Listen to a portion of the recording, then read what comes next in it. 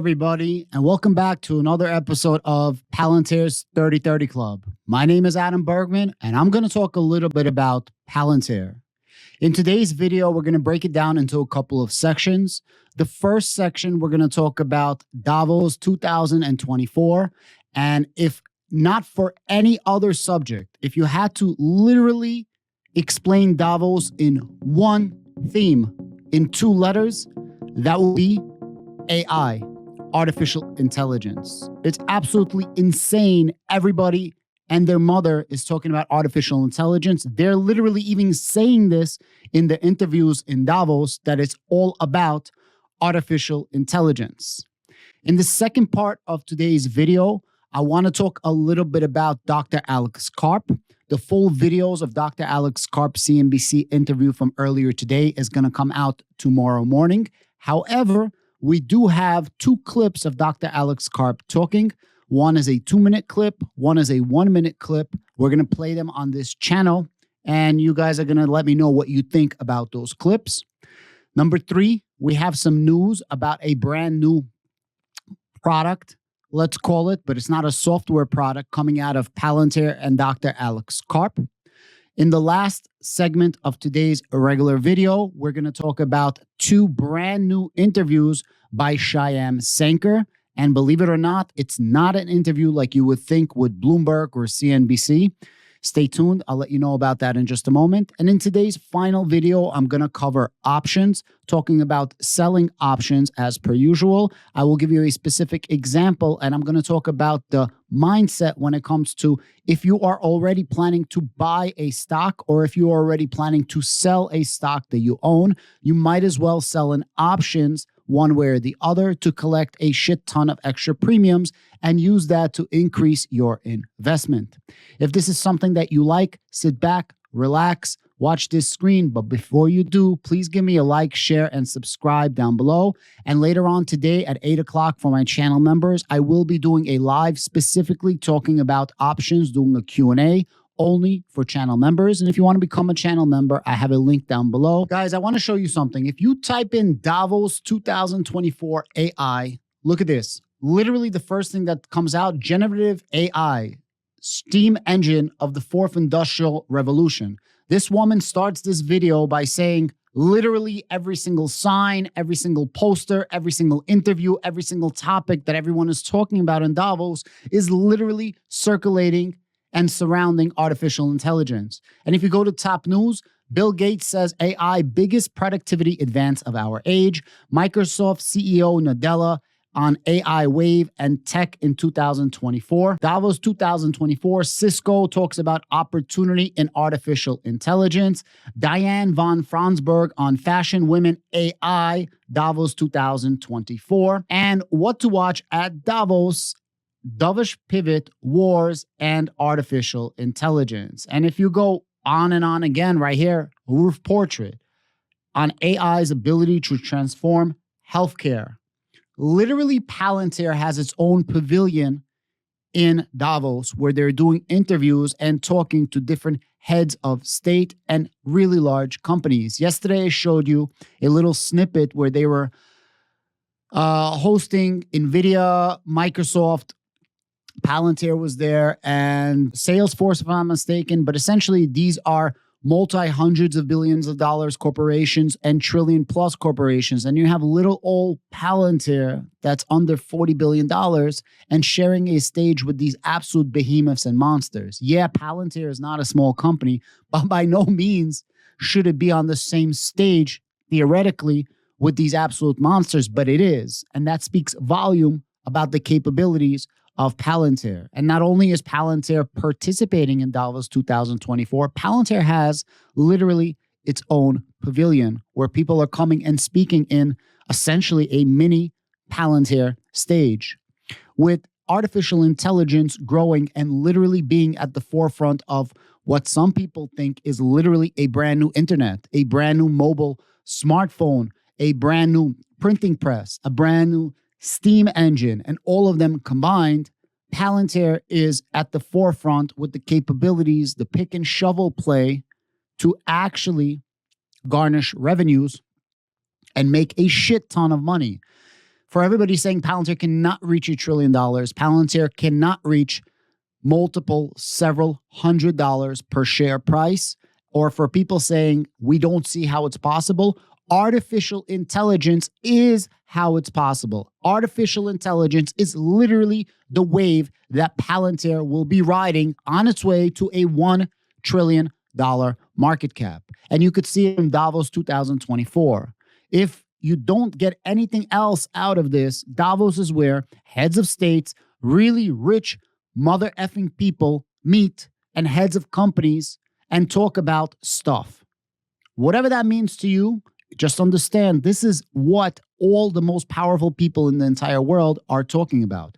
You don't believe me? Watch this clip from Davos 2024. AI is going to be important. We believe, we're excited about it. Search as we know of it is going to change, and the web as we know of it is going to change. And so we have a real opportunity. We're addressing some of the most profound social challenges with AI in ways that are transformative. I've got a little bit more capability than I had before because I'm being augmented through AI. AI is going to change the nature of jobs. If you're lucky, artificial intelligence will enhance your productivity. It will create new jobs, not take away. If you are unlucky, your job is gone. AGI will get developed in the reasonably close-ish future, and it'll change the world much less than we all think. It'll change jobs much less than we all think. At the end of the day, it needs to have guardrails. If we don't do those things well, like many things, it's going to be a problem. Guys, that was literally a clip of Davos, and literally everything is around artificial intelligence. Some of the biggest CEOs on the world stage at Davos, and literally everything is around artificial intelligence. Now you got to ask yourself, where does Palantir fit into this? Palantir fits in front, line, and center. And I believe though those AIP boot camps are literally going to come to fruition. I think 2024, we are going to have at least a one bagger, and we will reach $30 a share before the end of this year. This is what I am personally thinking. Again, not financial advice, purely entertainment and education, but that is what I am viewing. Let me show you some statistics really fast. All you got to do is type in AI growth chart for the entire world. By 2032, they are saying that we will have a $2.57 trillion total addressable market. This is going to be the size of artificial intelligence. Just for you to understand, in 2024, they are projecting 638 million.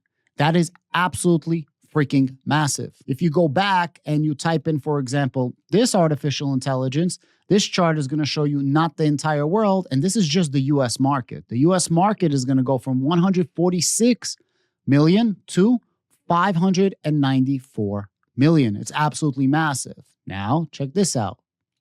This is Google Trends. If you type in AI search over the last 5 years worldwide, look at this. Google Trends literally happened right around here. You started seeing AI picking up. This is in the end of 2022. Then you have this massive run up in 2023. And then you had kind of just like stagnation. Then it dropped a little bit. But look at this. We are literally at an all-time high right here, guys. Look at this. We are at an all-time high today for artificial intelligence Google Trend search throughout the entire world. This is absolutely freaking bananas. And if you don't think that Palantir has the ability to gain a shit ton of market share in artificial intelligence, as it has been doing, a world-renowned leader in healthcare right now, a world-renowned leader in military tech, then you guys are sadly mistaken. Everybody talks about Palantir. 2 years ago, Palantir was a joke. It was a meme. But now it's not a joke. It's not a meme anymore. And Palantir is literally walking the walk. Which leads me into the second part of today's video, Palantir walking the walk, Palantir's scruples, Palantir's morals, and the leadership at Palantir not just saying the quiet part within closed doors, but saying the quiet part out loud. Right now, I'm going to play you two clips. One is a 2-minute clip. One is a 1-minute clip. Both of these videos are going to come out in full tomorrow. I don't have access to it, but I want you just to hear what Dr. Alex Karp is saying, and this is going to lead me into the brand new product that's not software coming out from Dr. Alex Karp. Earlier today, I spoke to Palantir co-founder and CEO Alex Karp in a wide-ranging interview. Here's a moment we want to show you from that interview. We had a movement I think is fading away, largely understood as wokeism, where people said, quite frankly, in public, lots of things that no one believed they believed in private. Now with Israel, most people in positions of authority realize that what happened on October 7th was one of the worst terror attacks the West has ever seen, arguably the worst act of terrorism and sexual barbarism the world has seen in 100 years. And it is incumbent on us to actually not only speak loudly in private, but occasionally show what we mean in public. People want to talk about rebuilding trust, the elite. No one trusts the elite. Yes, but how could you trust the elite if everything you're saying is a half-truth at best? Let me ask you about what's happening here in Davos, because one of the conversations that we have not seen in large part is one about what's really happening on the ground in Israel, a conversation about anti-Semitism, the same conversation that's happening in institutions all over the world, but it doesn't seem to be here yet. I know the second gentleman is going to be here from the White House tomorrow. And there's going to be some conversation about this, but it seems so very limited. Davos has an important function. I live on a different planet. The most important issue of our time is war and peace. And the absolute most important metaphor for that is, what do you think about what happened in Israel? And by the way, anti-Semitism as a kind of prejudice has always been the canary in the coal mine for your society isn't working, your university isn't working, you're not providing real growth to your population, and because you're not explaining why it doesn't work, you just go blame the Jews. And so, like, any enterprise that's about making the world a better place that doesn't deal with these issues is basically saying, I'm not really engaging in the problem. That was a quick 2-minute clip. The full video will come out tomorrow. I'm going to bring it to you, but it's very interesting to hear what Dr. Alex Karp is saying, not just about anti-Semitism, not just about the support of Israel, although I am biased and I absolutely love him, love this company, and couldn't be prouder of them for standing up what's right. But it seems like between him, Malay of Argentina, Vivek, Trump, it seems like this whole bullshit wokeism movement is starting to die out. This whole movement of let's make people suffer for no reason for the few, so the majority has to suffer. And essentially this wokeism is destroying our country and our world, in my personal opinion. And I truly love that Dr. Alex Karp stands against that, which I'm going to play you one more clip of a different video from earlier today. And then I'm going to talk about the new product that's coming out, and it pretty much is in line with what you just heard from Dr. Alex Karp. Let me know in the comments down below what you think about wokeism. I would like to take a moment to thank today's sponsor. Today's sponsor is myself. I'm sponsoring my own channel. I work very, very hard to bring a lot of content, and I want to say, if you want to support the channel, I have a link down below to channel membership. It's $3 a month.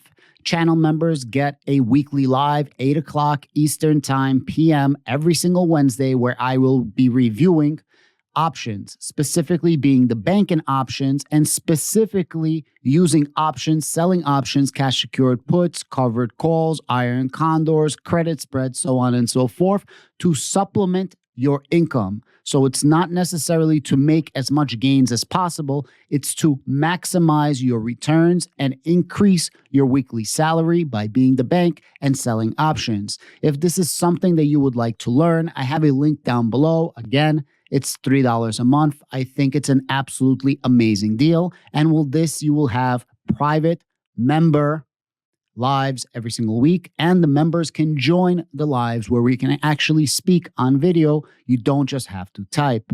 If this is something you want, click the link down below. Now let's get back to your regularly scheduled program. This is from Axios. Palantir co-founder and CEO Dr. Alex Karp shares the thoughts at Axios House on how the U.S. can win against China.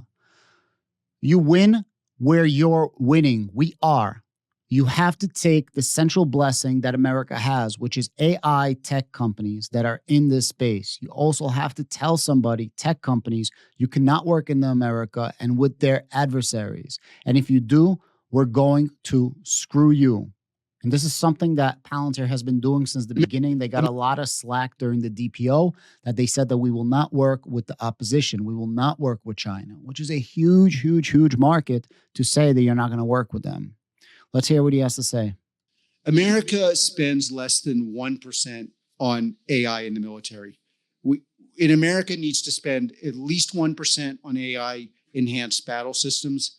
And every year, or at least every 6 months, in my view, you should add another point. And then it's very important to look at which programs are working, which software is proven on the battlefield. Basically, in business, people forget a banality. You win where you're winning. You have to take the central blessing that America has, which is AI, and the tech companies that are in this space. You also have to tell some of these tech companies, you cannot work in America and with our adversaries. And if you do, we're going to screw you. Some of the people in the room will not like this, to pick sides. You cannot sell to all sides. And that's we have to stop the transfer of this IP to our adversaries. We have to increase the amount of spending in the US DoD, and we have to make sure that spending actually goes to where it works. And I'll say something that many of my colleagues, the hawkish colleagues, will not like. In software, it does not matter how much you spend. It matters who got the money and did it work. I, for one, am looking forward to seeing the full interview of Dr. Alex Karp, who's been iterating this for quite a long time. A lot of people want to fix America or talk some shit about fixing America, but they do little to actually do that, working with the opposition, working with the enemy, all while criticizing America, but not working from within to make it better. And this is one of the criticisms right now of Silicon Valley. And this leads me to this publication that came out today from Palantir Tech. Dr. Alex Karp is writing a book, exclusive. Palantir billionaire Alex Karp slams Silicon Valley, a new book. In the Technological Republic, the software CEO and his longtime deputy will decry the West's complacency and implore tech executives to help the U.S. government. Absolutely freaking wow. Absolutely massive. The iron cantaloupe-sized balls on Dr. Alex Karp, literally doubling down and tripling down on the statement and mission statement of Palantir. Support the West, work with the West, and stop destroying the West. There's enough allies of the United States. This is from Davos. Remember I said that we have our own mini stage? It's called the Palantir Pavilion. We're thrilled to welcome Kantorio Gomami, I'm sorry I'm mispronouncing him, Minister of Digital Transformation from Japan, and C.R. Miller 1, author of Chip Wars. Now, what I'm saying is we have enough allies in the United States and allies of the United States that we can work with them. You don't need to work with foreign bodies that are not friendly. You don't have to work with Russia. You don't have to work with Iran. You don't have to work with China. You can work with United States, NATO, United States allies. For example, Japan. For example, Israel. For example, the UK, which is exactly what they're doing. There's enough. People like Adam, why does Palantir support Israel? Who are they supposed to support? Hamas or one of the other countries that literally have death to America, death to Israel, death to Jews on their flags, in their motto? The people that are shooting American ships, the people that took American hostages? You guys are absolutely freaking insane. Why would Palantir not support Israel fighting terrorists who are shooting American ships, who are shooting American assets? Think about that. Stop being moronic. Finally, there are two brand new interviews by Shyam Sankar, and they are not for the normal news publications like you thought. Shout out to him for doing this. Check this out. This is a publication by Tom Nash. Shout out to Tom Nash. Palantir CTO Shyam Sankar leaves Tom Nash speechless. I listened to this one. It's an hour long. It is absolutely fabulous. He talks about Tesla. He talks about Ross Gerber. He obviously talks about Palantir DPO, artificial intelligence, conversion, stuff like that. Massive. And it already got 17,000 views in 7 hours. I think it's a massive, massive video. Shout out to Tom for getting it.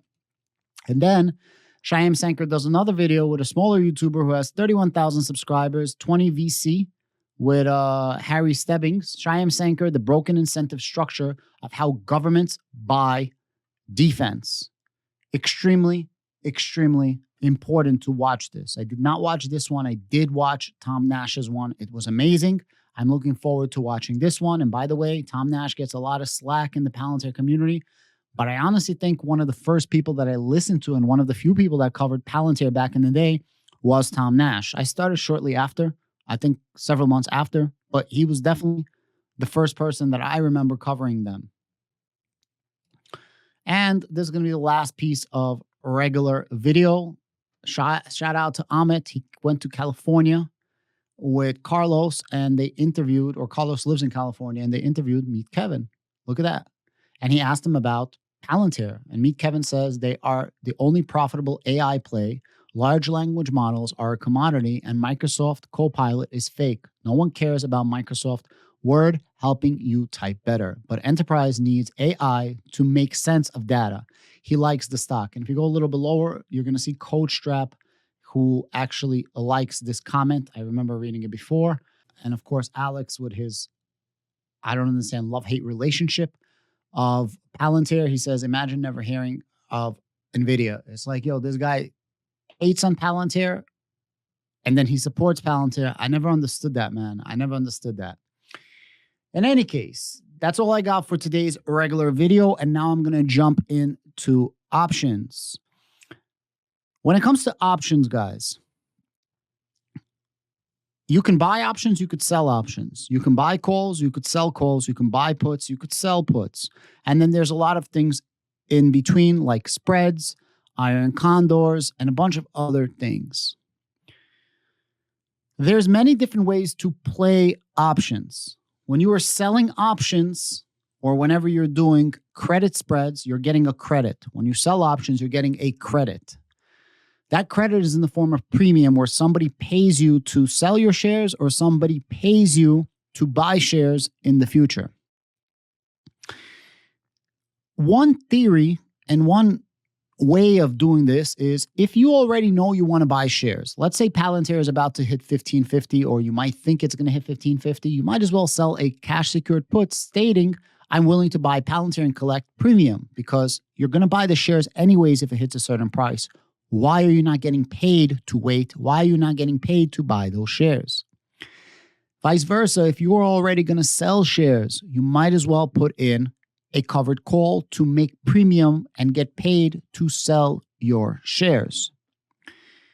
The theory is simple to explain. Let me show you an example of what happened to me earlier today. This is my Robinhood account. I am now down to $521,000 in this account.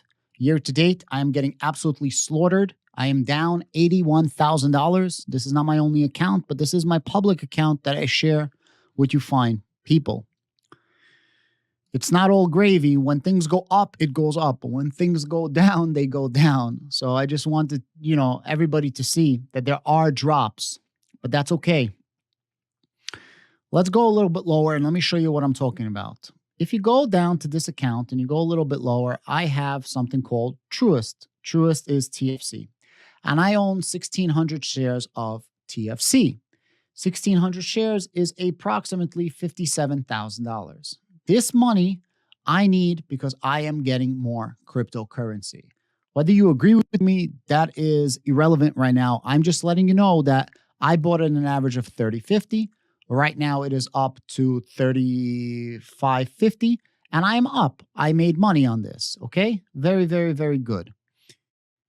I want premium and I want to get out of this. Now, they have earnings tomorrow. That's again irrelevant. If you go to my history of Truist and you go just a little bit lower right here, you're going to see that I have sell Truist call and I made $400 on this. Basically, back in November 20th, I said that I am willing to sell 16 contracts or 1,600 shares, and the contracts would expire on 1/19, which is this week. And I said that I'm willing to sell my shares at $37.50. All right. Now, I know that we're probably not going to hit 37.50, so this is not going to be a sell. What I did earlier today is I ended up rolling this. I told you I want to sell my shares. No matter what, I want to sell it. I was willing to sell it today, to be honest with you. But instead of doing that, why don't I just collect myself a premium? So I was able to extract an extra $1,104. How did I do that? I said, instead of selling this Friday for $37.50, I am willing to sell this Friday for $35.50. So I ended up selling essentially an on-the-money covered call for this Friday for $35.50. I ended up collecting 81 cents. I owed 12 cents for the existing contract. I ended up coming out with $1,104. Now, this is my money to do with whatever I want to do. Tomorrow, you're going to end up having Truist earnings. Right now, Truist is at $35.50. What I want is Truist to end the week at literally $35.51. That's what I want. I want it to be just slightly out of the money so that I sell my shares for $35.50, and I collected the premium on top of that.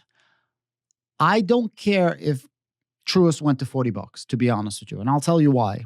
I was willing to sell today at $35.50. I don't know what's going to happen. The price might go up, but when you're doing this strategy, you got to understand you are saying that you are willing to sell today. You might as well collect a little bit of premium. What I'm showing you guys right now is theory and concepts of being able to extract as much revenue, return on your investment as possible. I literally generated $1,100 out of thin air today, which is Wednesday, literally for a deal this Friday. Now it's possible that Truist is going to go to $35.50 and under, right? $35.49.